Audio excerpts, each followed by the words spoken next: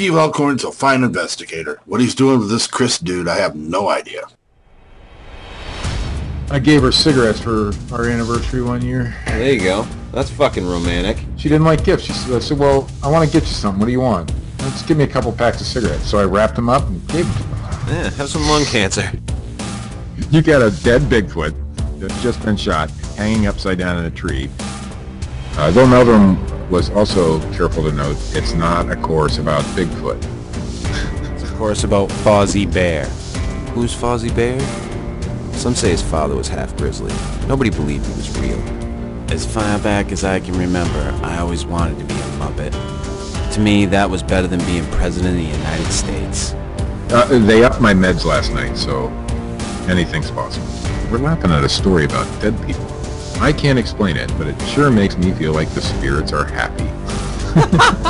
I mean, I guess you could say it might have been somebody's hand moving real quick, but it's not a fucking ghost. The jury's still out on that. See, your hoaxes come at you with smiles. They come as your friends.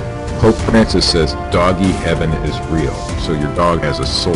Ah, so now the dogs can hang out with the pedophiles. Not Benedict, Francis, Pope Francis. No, I'm just guilt by association, Steve. Yeah, that's probably true. That's what they say when they talk about me and you. Yeah, there you go.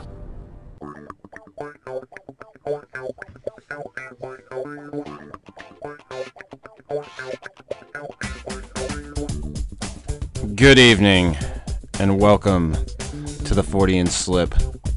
Tonight, we have a very special guest. We never have guests, Steve. We have a guest? Yes, we do. Oh, cool. We invited a young gentleman on our show. And no, this is not a meeting of NAMBLA. Not at all. This is a bright young man. We've spoken to him for a long time. Writes a great blog, Mr. Jay Cooney. Welcome, Jay. Hello, gentlemen. How are you doing tonight? We are good. That's my clap for, Tennis clap for Jay. That was nice. That was really nice. You think you couldn't muster up a little bit more? Jay. I could have, but...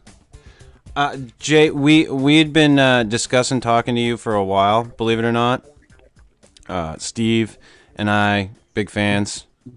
As strange as that may sound to you, we've been reading your blog for a while. We like the critical thought that you put into the stuff that you put out there, and we just wanted to have you on and shoot the shit. Well, thank you very much. And I figured since, you're 17 now, right? Yes, I am. Okay, I figured since you can watch Showgirls, you can listen to this horror shit. So, but I really have liked the different theories that you've had about underwater cryptids. I'm not really knowledgeable in that field.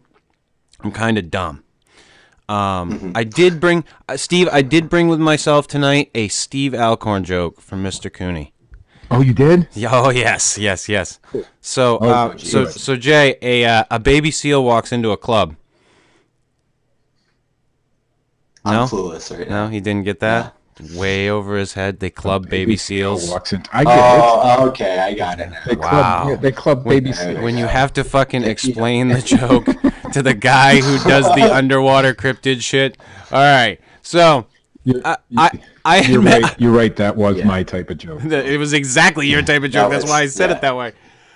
So, I myself, Jay, I have a problem with the landlocked lakes with the underwater cryptids. Now, I know there have been some cases where you've had like bull sharks which have come up river, et cetera. I do buy into the ocean. You give me the ocean, yes, and the possibilities are limitless. It covers 3/4 of the planet. We've barely scratched the surface of it, and it's vast. So, what I would like to know is, what are your thoughts on the lake monsters versus the sea monsters? Well, first of all, I'm sort of on my fence, and on the fence myself in regard to this matter.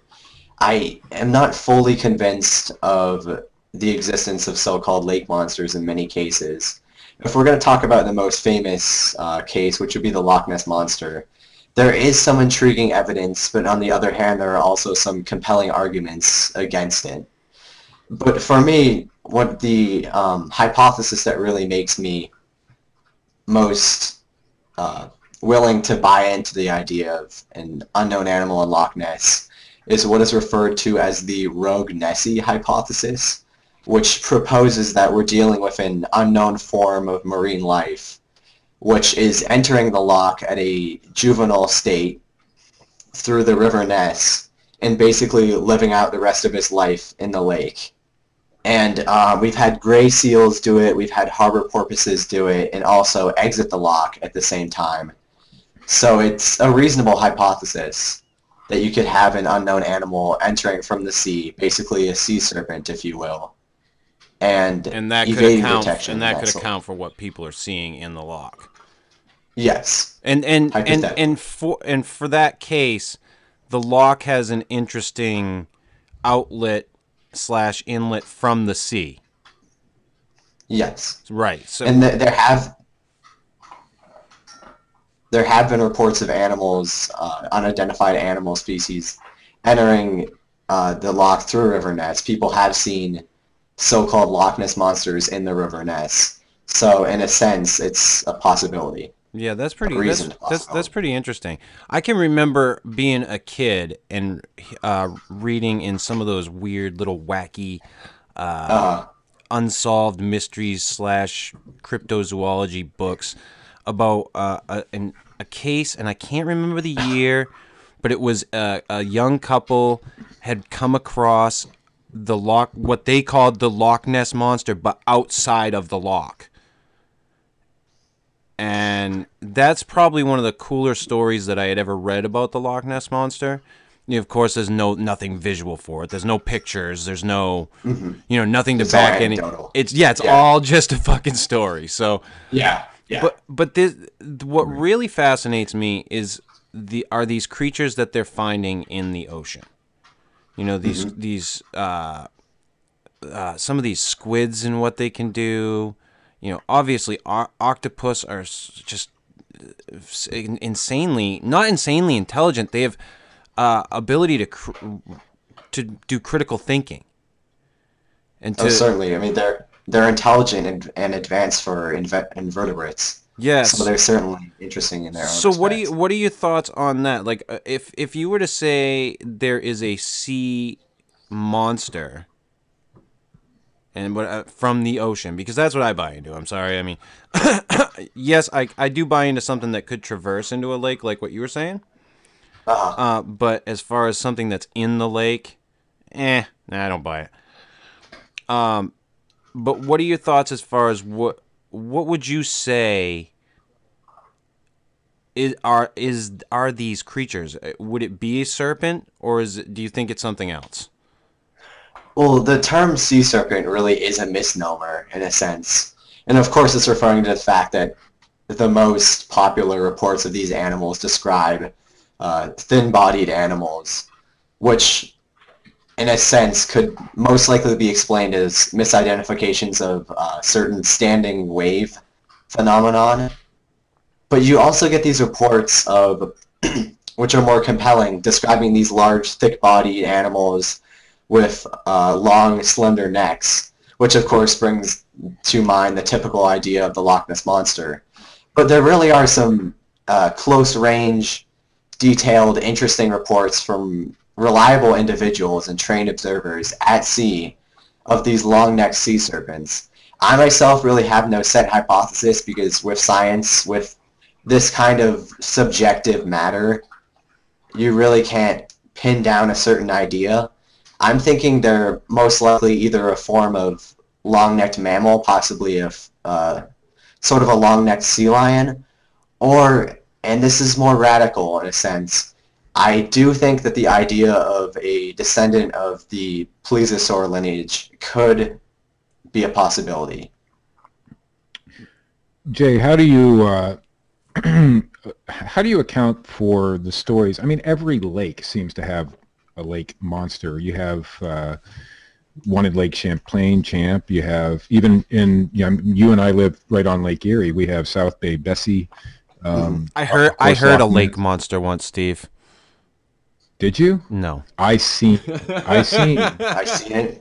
This is the one sighting that I actually had. I seen something that appeared to be.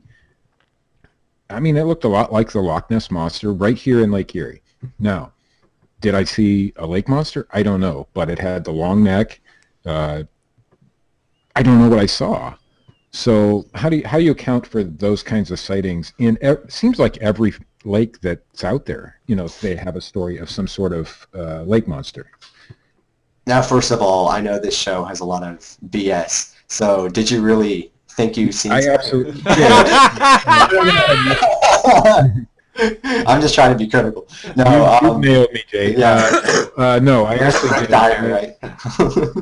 I was. Are you familiar with my area at all? I lived out in Lake City. Sort of. Okay, well, we have the really high bluffs out here along the lake. Okay, and they can range anywhere from like 30 feet to 100 feet. Mm-hmm. Well, I was across the street from my house is a place called Lake Erie Community Park, and you can go down there, and it's about a 75, 80-foot bluff. I mean, straight drop down to the lake. Anyway, so I was up on top of the bluff, and I looked down in the water. It wasn't huge like you would imagine the Loch Ness monster to be, but it certainly appeared to be the same kind of thing. And yes, I guarantee you 100% I did see it. I didn't hear it, though. Well, so anyway, I mean, my question mainly is, how do you account for this kind of thing? Is it local legend a lot?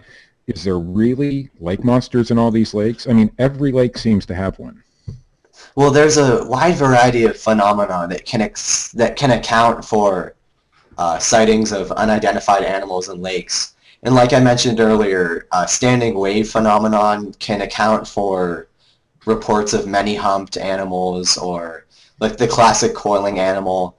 Atmospheric refractions, which is a sort of phenomenon where heat waves distort objects, or your sight of an object, can create the appearance of an object which is longer, or even almost has a coiled appearance, when it simply is something like a boat or a small bird or something. Would that be similar to like what you see off a road on a hot day? Sort of, yes, but it occurs on the water. Right. Basically the same effect, I believe. And in Loch Ness especially, waterfowl, like geese and that sort of animal has been accounted for certain long neck sightings. I mean, certainly there are sightings where the people definitely have an idea of the animal's size, which couldn't be accounted for by a waterfowl, but other cases it's ambiguous, and it's certainly a possibility. And there was a skeptical book, I can't remember the title of it at the moment, but it proposed that the cultural idea of lake monsters is due to the idea of certain bodies of water being more dangerous than others, and that sort of created this cultural stigma. Now, I can tell you, Jay, that when I went down there that day, I was just down there to look at the lake. Lake monsters obviously weren't in my mind, but it was right up close to the shore. So, and you know as well as I do that Lake Erie doesn't get deep until you go out quite a ways. So it could have been more than 2-3 foot of water. So it wasn't a huge thing, but it sure didn't look like a bird. It wasn't just a stick, because the neck part of it moved. So I don't know if it was,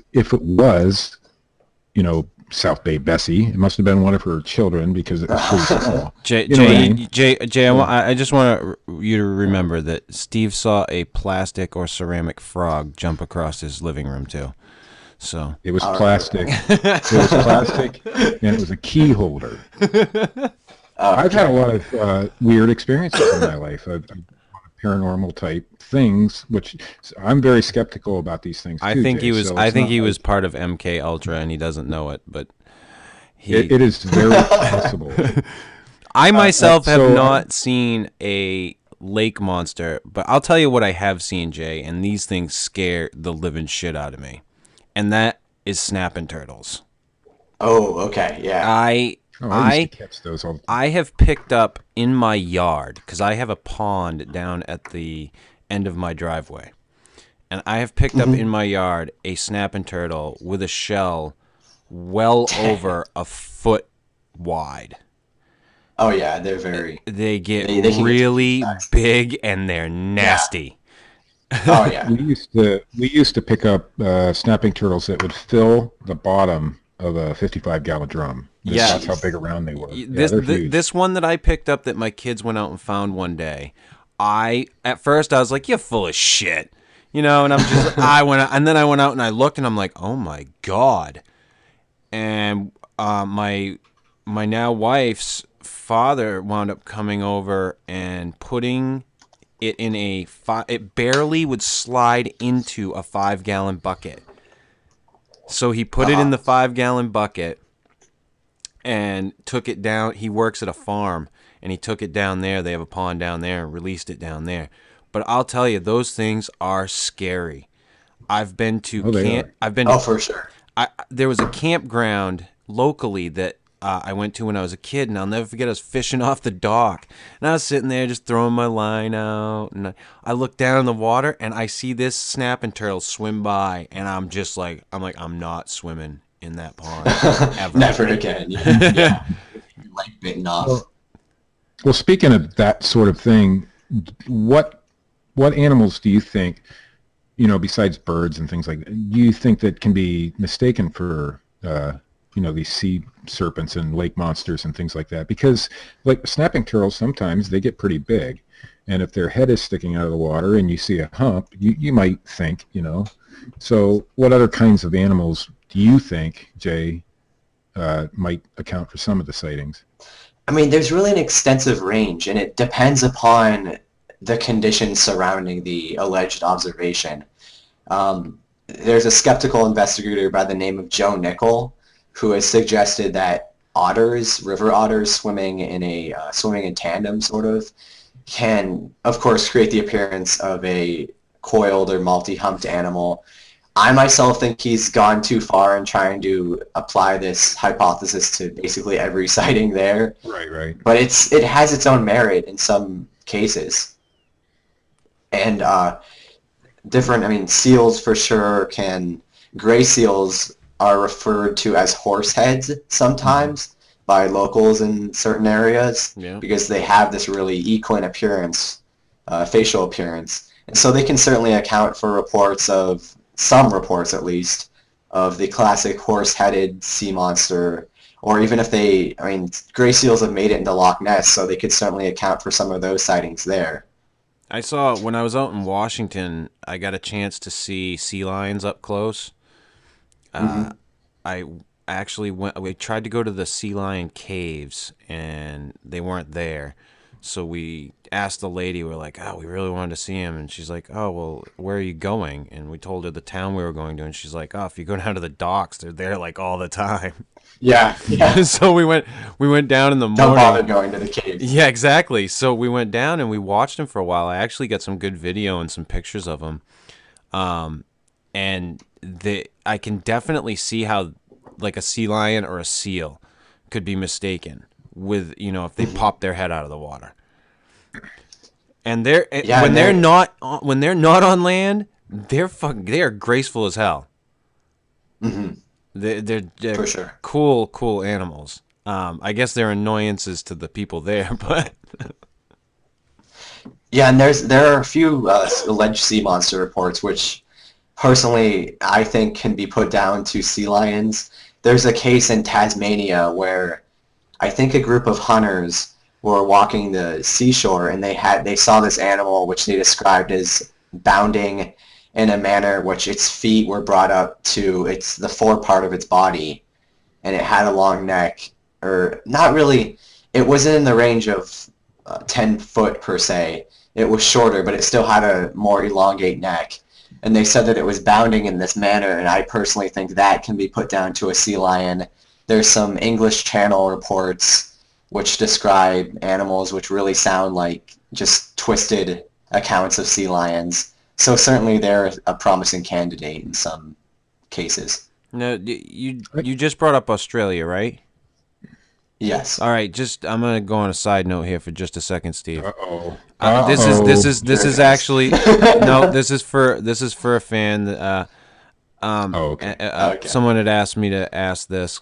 What do you think about the Tasmanian tiger and the validity of there being any of that species left alive today? Thylacine. Now, I actually expected you asking me this question, so you're in luck that I made sure to do some research beforehand. Did you guys talk before the show? No, not really. No, Not about this. Yeah, there's a really good book by Mike Williams and Rebecca Lang called Australian Big Cats, which I own it myself, and it's a very extensive review of reports down there of cat-like or dog-like mystery animals. And the Tasmanian tiger, I'm sort of skeptical at sometimes because it really represents this key icon of extinction, and I can't help but wonder if a lot of this is wishful thinking and trying to say, oh, look, the key icon of extinction is still here, why not others? But there really are some interesting cases. A woman by the name of Rhea Martin, I'm probably pronouncing her name wrong, but I'm just going to go with it. She photographed this striped, muscular, dog-like animal in the bush, and it really is an interesting photograph. It shows this large, muscular animal, and the stripes are well-defined, and some people have claimed to see what looks like a wooden post supporting it, but honestly, it just looks like brush to me. So in that respect, it is ambiguous. It's still just a photograph, which is up to interpretation, but it's still pretty compelling in regard to most alleged cryptid photographs that we get. Oh yeah, isn't that the truth? Yeah, it's not as blurry as other things. Yeah, I have to say, as far as cryptids go, the Tasmanian tiger, or also known as the thylacine, I guess, is one of my favorites because it could be there.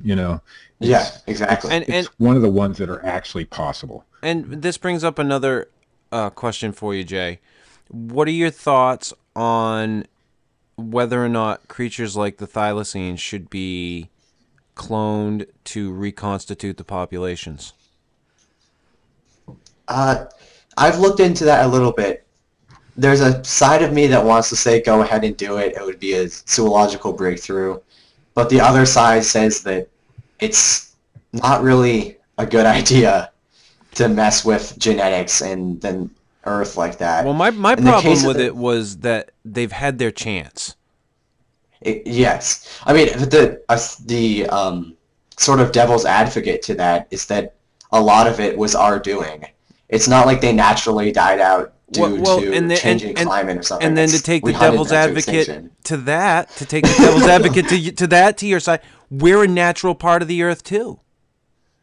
So, True. So technically, anything we do, whether it be fucking particle physics or whatever, is natural. In a sense, right? In a sense. So that's where I personally have the problem with it. Is yes, did we play a part in their extinction? More than likely, we did. By statistics, chances are, yeah, we were a big part of it. But on the whole, my problem is they had their chance. They came, they went. It'd be really cool to see one again, though. Yeah. And also there's a video on YouTube, and I think it was 1939 was the last living, if I'm not mistaken, example of thylacine. And the video is actually on YouTube.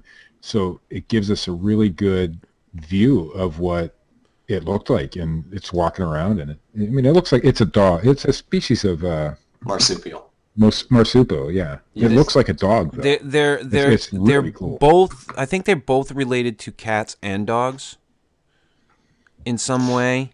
They're marsupials have a pouch, correct? Yes, they're their own lineage. Right. Right, but And don't they have characteristics of both canines and felines? superficially, yes. Okay, all right, all right.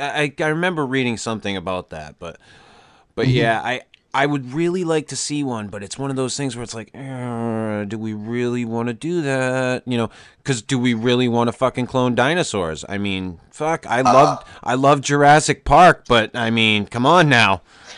And that's the thing, that the ecosystems on Earth, I feel like, I mean, if we're going to go to cloning mammoths or anything, Pleistocene fauna, I feel like the ecosystems have adapted in such a way that it would be sort of unfair to the species to try to throw it back on our planet. Right, because they'll have to readapt, Hmm. and who knows if they'll even be able to. Yeah, exactly. We don't know the answers to those questions. But that kind of throws us, you know, since we went down the cryptozoology path, that direction, that kind of throws us into the whole, and we started talking about this before the show, the Bigfoot scene, which good old boy Steve here interviewed Puppet Boy, not Puppet Boy, that's the other one. Yeah. Doll Man, Blue Tarp Man. Yeah. Doll Man. Tarpgate is quite as well, I can tell you.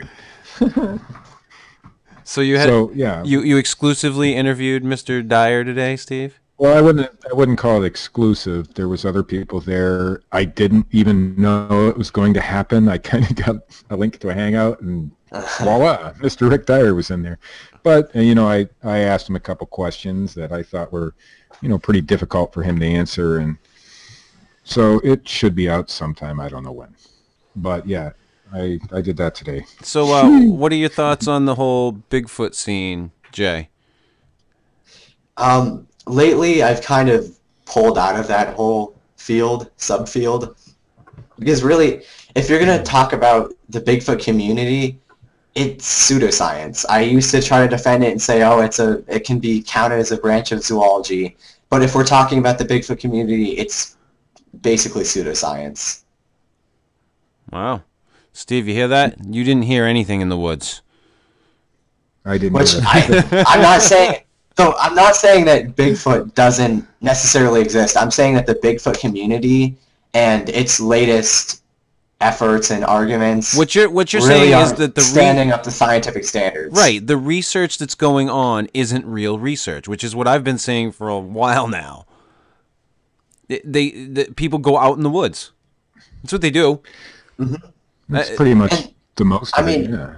In my mind, if we really want to try to get this thing going, get some wildlife biologists into it. I know it's not going to be easy since we have no concrete evidence, but that's the only way at the point that we're going to get this to stand up to scientific standards. It's not going to be running around the woods and howling.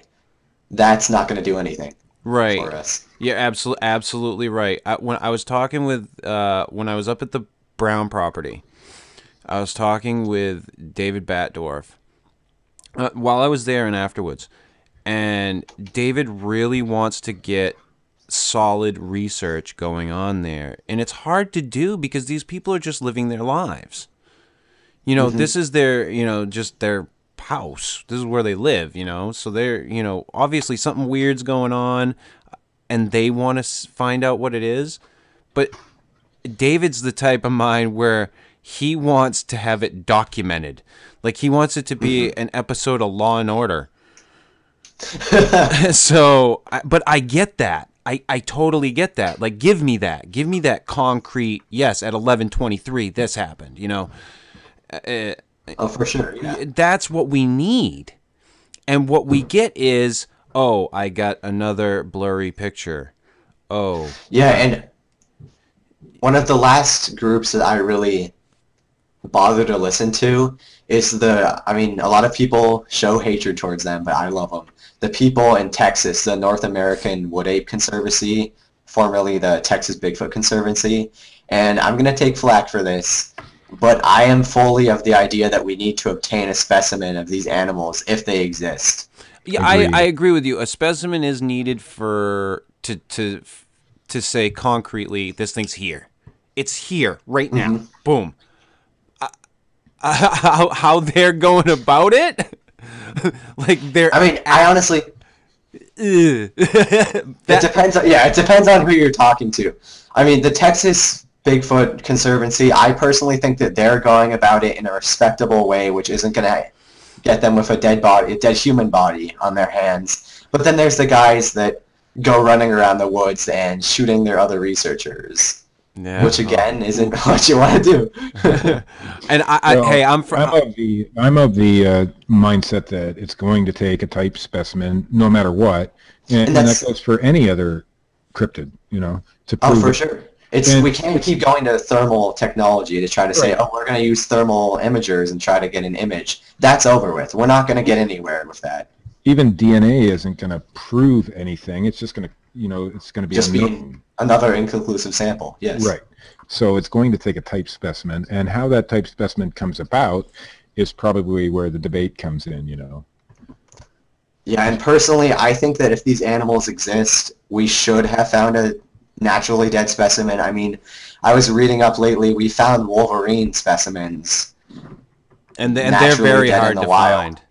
And those are the ones that we can never photograph. Right, correct. So, I mean, for me, it's not looking good, but then again, you have people that are not insane or idiots and have claimed to have seen these things. Yeah, I've said it many times, formerly on the show, Matt Knapp. I totally buy his sighting. I've talked to him many times about it. And I've talked to a bunch of other people about their sightings, people who have given me no reason to disbelieve them. And granted, that doesn't mean anything either. It's still just a story. And I've told a lot of these people, hey, I believe you believe what you told me. I still need to see it. Exactly. I'm that person. And I was talking with Jonathan Brown recently, and I don't think he'd mind me sharing this story. But he said someone real close to him, said, hey, I don't buy it.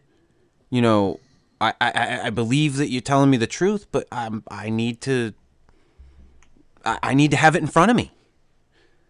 And I think that presents hard situations for people who are skeptics, who have an interest in the field, talking to people who are true believers. That's why you get a lot of this hatred in this community, which creates tons of infighting. But I agree with you, Jay. There's no real research. When they want to start doing real research, I'm on board. Yeah, once they start getting this into peer review, that is when we need to peer review Bigfoot. That's when it's gonna get legitimate. And I don't mean peer review footprint analyses, because we know that you can get some pretty interesting footprints with different forms of medium. It's not just the old wooden board. There's other ways to do it, which produce what look like dermal ridges, but they're actually just friction ridges, right, and the like.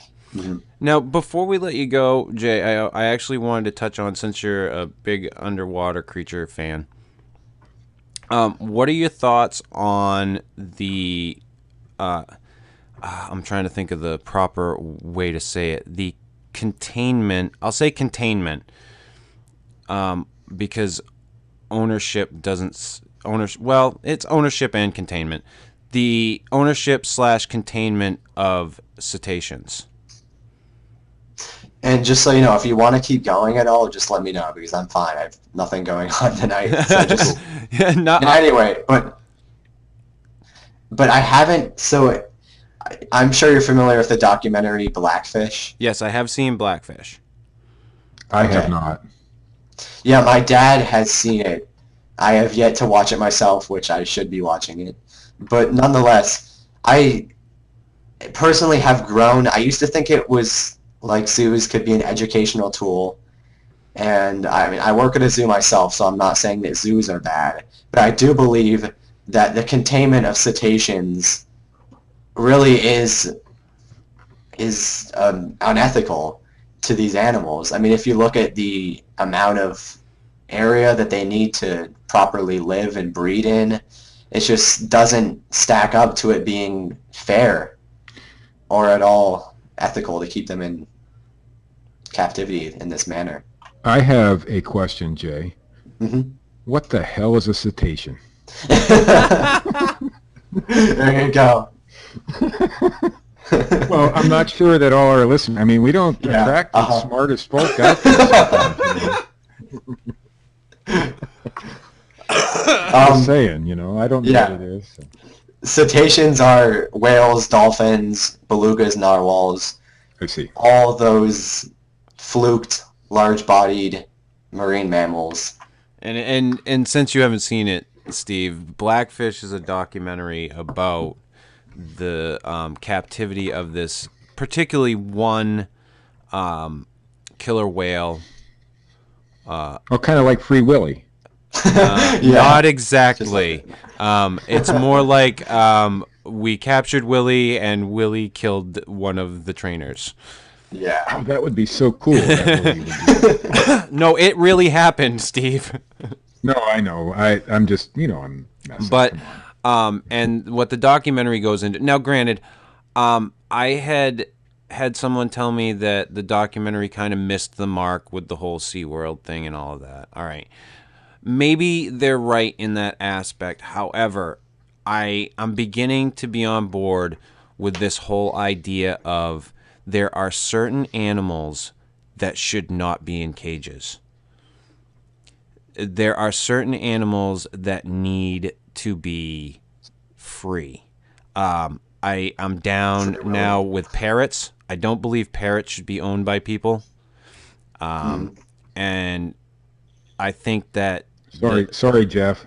and I think cetaceans and obviously any of the primate species, monkeys, chimpanzee, should not be owned by people. I mean, forget about... Well, then you're just asking to get your face bitten off. Exactly. Forget about your tigers and all of that bullshit.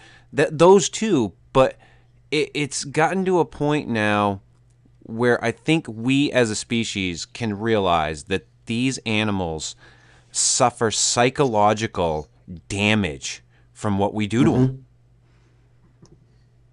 And it's evident. I mean, for sure. I mean, I'm not really a PETA guy myself. I go hunting, but I do feel that animals do need a certain amount of respect. We aren't a master species. And in that respect, I do think that cetaceans certainly have exhibited a degree of intelligence, and even just the fact that they need a certain amount of environmental space to properly live in just really discourages the idea of keeping them in captivity. Yeah, I watching that documentary, and if you haven't seen it, take it, some time and pop it on. It's good. Another good one, I don't know if you've seen it, is The Cove. I haven't. About the dolphins. Oh, is that about? That's about the place where they slaughter all the dolphins. Yeah. Yeah. That is another good one. Now, granted, a lot of that, it's baited in for, like you were saying, the PETA people. And I'm not one of those people either. I enjoy animals. I like a good steak. So sure. Hey, yeah, cow, cool, let's cook it. Dog, I have it at my house. But I get it. I get that there are some animals out there that, and I've talked about this before on the show, like my dogs, for instance. I know dogs aren't the most super intelligent animals on the planet, but they're intelligent, and when I look into their eyes, there's something there.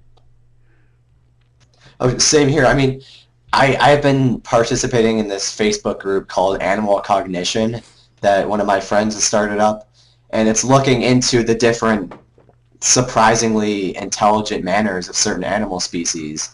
And we have documentation of even ravens and crocodiles, I think horses as well, utilizing tools. And I mean, it's just, and the cognitive abilities of dogs and other species are continuing to be surprising. Oh, the one thing that blew me away, sorry, Steve, to step over you real quick, but I'll forget it if I don't. There was a documentary that I watched, and I can't remember what it was. I think it was a PBS or a National Geographic documentary on Netflix about dogs, Science of Dogs or something.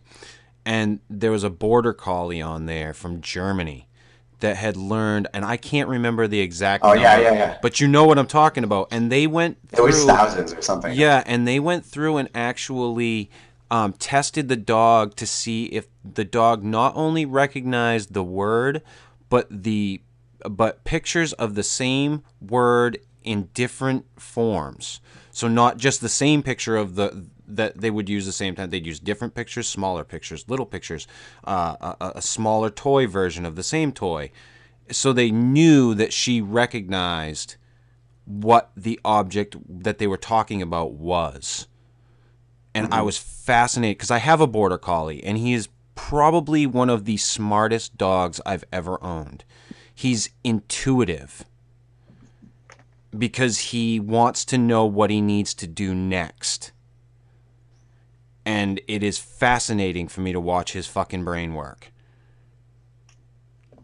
Yeah, I really think that mammals certainly have a degree of intelligence which needs to be put into further study. Because it's not just emotional that makes me feel this way, but I really think that even for me as a hunter, observation of deer behavior makes me think that there is certainly more intelligence that's been thought of previously.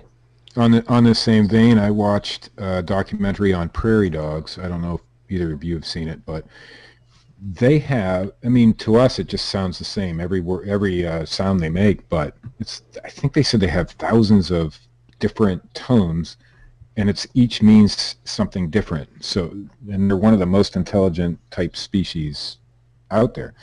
So I don't know if you guys have seen that documentary or not, but yeah, and there was a recent study showing that cows, the cow and calf, they each have a distinct sort of, I guess, if you will, vocabulary, set of words that they use for one another, or not words, but you know what I mean, vocalizations that they understand in their own manner. And to go back, every sound meant something different, but to our ears, it all sounds the same. Like if a dog barks, to us, it sounds the same no matter what they're barking. You know, although you can tell sometimes that it's a more angry bark or a nice bark, but you know what I mean. It's still a bark to us. But these prairie dogs, man, it's all to us. It's one sound, but. And to go back to the cetaceans, I can't remember if it was dolphins that could learn.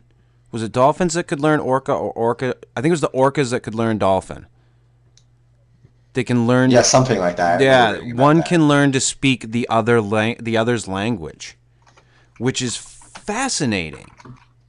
I mean, that in and of itself, you know, cross-species communication underwater.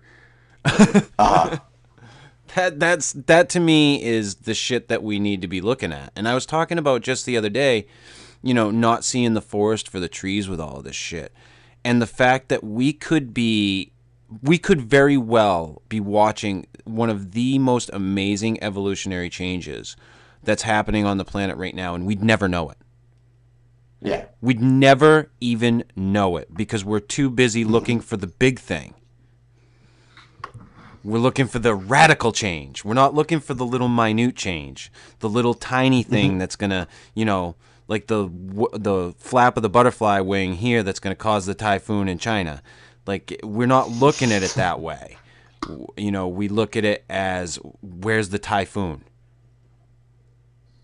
And that's the mentality, I think, that kind of, when it comes to evolution and nature, where we lose sight of it. Because our brains can't wrap our heads around it. We can't understand it. It happens on such a level. But I was really curious as to what you thought about the whole cetacean issue, and like the what's that? Aren't they trying to get rights for an ape somewhere? Yeah, I think that Argentina recently granted an orangutan like human rights, sort of. Yeah, and or the same degree of human rights. And see, that's a wishy-washy thing too, you know. So it becomes and they're objects, you know. In the eyes of the law, these animals are just objects. Yeah, and that's the thing. I feel like we as humans, we think that we're unique in our intelligence. Certainly, we're the only species that, to our minds, can communicate in certain ways. and think of sort of symbolic thought, but I feel like we sort of put ourselves at a pedestal above other animal species that we really don't deserve in our respect. Well, Steve can't communicate all that well, but the rest of us. Huh? What are your since we're kind of on a roll, Jay? What are your thoughts on UFOs / aliens? Honestly, I'm gonna go on record right now and say I haven't looked into it as much, so I'm not really. Is it anything? Is it anything really, that I don't have the right to put my word out on it? Right, but I really don't know that much. What do you? Sorry, go ahead. What's your general thought about it? I mean, what's your general gut feeling on aliens, though? My gut feeling is that, in my own mind, trying to be critical, is that it's more misidentification than actual human extraterrestrial contact. Right. I do think that there's a high probability of other life existing in the solar system, but at the same time, I highly doubt they're visiting us in specialized craft or something like that. I think wrong, if there's life in into this solar system, it's microbial, or Exactly. or it's some type of aquatic life form on one of the moons around, what is it, Jupiter or Saturn, whatever goddamn planet out there has a ton of moons that they say, oh, we found another lake on a moon. Like every moon's got a lake now. It's like pretty soon you'll be like, we'll be taking tours. Come to Lake Titan. Well, water is the basis. I mean, you have to have water to have life. Yes. So, but here's the thing. I think a lot of scientists now are saying that life is not probable. It's not just possible. It's probable. Exactly. In the universe, it's not. We're not unique by any stretch of the imagination as being a life form. Now whether it's intelligent life or not visiting this planet, who knows? My gut feeling says no. What I think would be interesting, and I don't think that we'll ever in our lifetimes find the answers to this type of a question, but it would be to find life on another planet and to understand where the evolution went and how that relates to our evolution. Does life follow the same course? I think that I think we will find evidence of life on another planet during our lifetime, because I'm saying in the same type of vein as like Earth, Steve. I'm talking like no. where you're gonna find, but like on Mars, you're gonna find something there. Oh yeah, they're gonna find microbial life there, and they'll find on the moons of Titan. I think they'll definitely find. Was it Titan? Is it the Titan? Is that the name of the moon? There's Titan and some other one, and oh god, they name them all these weird names. I feel like Lenny and Squiggy. Yeah, it's like a wacky comic book. But I'm really interested to see what comes out of that. And I like what they're doing, pushing forward with some of the space research. The what was it, that probe that landed on the comet there? The Churyumov. You got the music there from it, Steve, didn't you? Yeah, that was some freaky stuff. The comet actually makes sounds, and it sounds like Oh yeah, I heard techno that. music. It's what it sounds like. Dubstep. That's what we're gonna use as a bed now for our show. We're just gonna use the comet sound. I use it on my YouTube channel for my UFO of the week, which I don't do too many of, but that's the intro. I sped it up a little bit, makes it sound cooler, but it's the intro to my UFO of the week videos. Is the sound that comet makes, and it's because it's so damn cool. It is kind of cool. cool. The theory now is that they were they were hearing this sound, and that's why they sent the probe there. I don't know if that's true or not, but that's what the theory is. Of course, a conspiracy type theory. We're getting into Independence Day here. Yeah. No. I don't want I don't want another Independence Day movie. For the record, I don't. Yeah, I liked it. I thought it was pretty good. I like that movie. I was in when it came out, and then I watched it again, and Oh no, it's not one you want to watch twice. No, you have to like stop, and you have to miss it every time it's on TV, and then you can bask in its greatness. But if you watch it twice, it totally ruins it. So I watched iRobot twice. Oh God.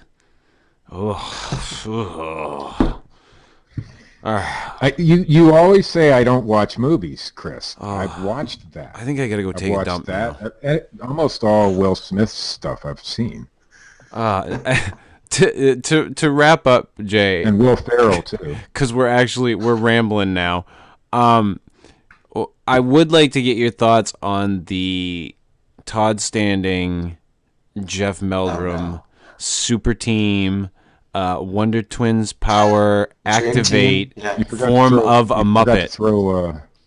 Forgot to throw Les Stroud in there. Yeah, well. Yeah. Dream Team.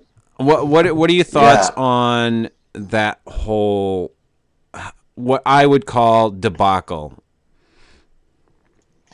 Well, I don't know, because it's really confusing to me, to be honest. Because I've met Dr. Meldrum several times, and he seems like a really great individual. He's passionate about it, and he's kind enough to share that passion with other people. And so I'm sort of dumbfounded that he's taking this approach, which seems so not reasonable, I guess, with this Muppet footage, and just, I don't know what's going on with it. And I'm trying to stay out of it because, honestly, it's too much of a headache to care. Yeah, believe you me. Nothing going to come out of it. It's no secret that you, at least at some point, were a big fan of Dr. Meldrum. So, I mean, that's why we wanted your opinion on that. You've met him. I've interviewed the guy. I agree with you. He's very passionate about what he believes or what he studies with the foot casts and all that. He's very passionate. So yeah, he's a great guy. I think it shocks me, and I think that's why his reputation is so tarnished now because of the Todd Standing thing.